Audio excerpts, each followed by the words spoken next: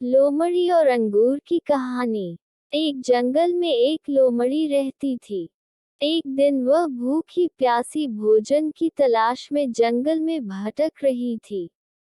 भटकते भटकते सुबह से शाम हो गई, लेकिन वह शिकार प्राप्त न कर सकी। शाम होते होते वह जंगल के समीप स्थित एक गांव में पहुंच गई। वहां उसे एक खेत दिखाई पड़ा। भूख से बेहाल लोमड़ी खेत में घुस गई। वहां एक ऊंचे पेड़ पर अंगूर की बेल लिपटी हुई थी, जिसमें रसीले अंगूर के गुच्छे लगे हुए थे। अंगूर देखते ही लोमड़ी के मुंह से लार टपकने लगी। वह उन रस भरे अंगूरों को खाकर तृप्त हो जाना चाहती थी। उसने अंगूर के एक गुच्छे पर अपनी दृष्टि जमाई और जोर से उछली। ऊंची डाली पर लिपटी अंगूर की बेल पर लटका अंगूर का गुच्छा उसकी पहुंच के बाहर था। उसका प्रयास व्यर्थ रहा। उसने सोचा क्यों न एक प्रयास और किया जाए। इस बार वह थोड़ा और जोर लगाकर उछली, लेकिन इस बार भी अंगूर तक पहुंचने में नाकाम रही।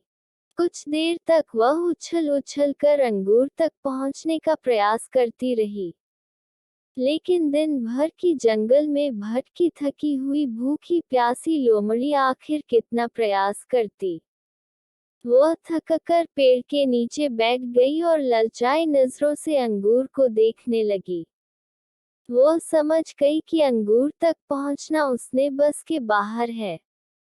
इसलिए कुछ देर अंगूरों को ताकने के बाद वह उठी और वहां से जाने लगी।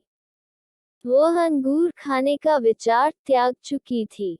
पास ही एक पेड़ पर बैठा बंदर उसे बहुत देर से देख रहा था। उसे जाते हुए देख वह खुद को रोक नहीं पाया और पूछ बैठा, क्या हुआ लोमड़ी बहन? वापस क्यों जा रही हो?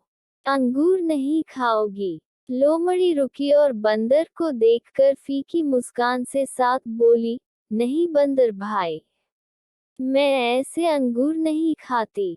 ये तो खट्टे हैं।